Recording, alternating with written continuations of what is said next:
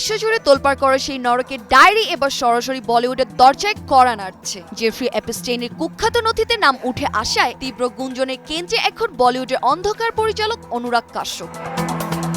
খবরটি যেন সিনেমার প্লট। মার্কিন আদালত থেকে প্রকাশিত 30 লাখ পৃষ্ঠার গোপন ডকুমেন্টে এপস্টেইনের ইমেইল আলাপে বলিউড গাই হিসেবে কাশ্যপের নাম উল্লেখ রয়েছে। আলোচনা ছিল এপস্টেইনের কিউবা সফর ও একটি বৌদ্ধ কর্মশালা নিয়ে, যার আমন্ত্রিত তালিকায় ছিলেন অনুরাগ।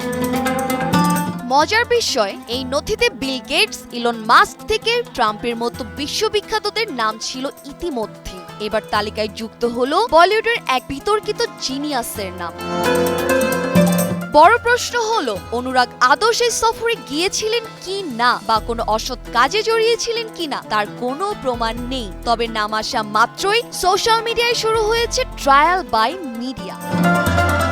এই নথি প্রকাশের পরও অনুরাগ কাশ্যপের তরফ থেকে এখনো কোনো প্রতিক্রিয়া বা মন্তব্য আসেনি। তবে এই নীরবতা কি নতুন কোনো ব্লকবাস্টার স্ক্যান্ডালের ইঙ্গিত? ফারিয়া চৌধুরী, ইতু, নিউজ 24।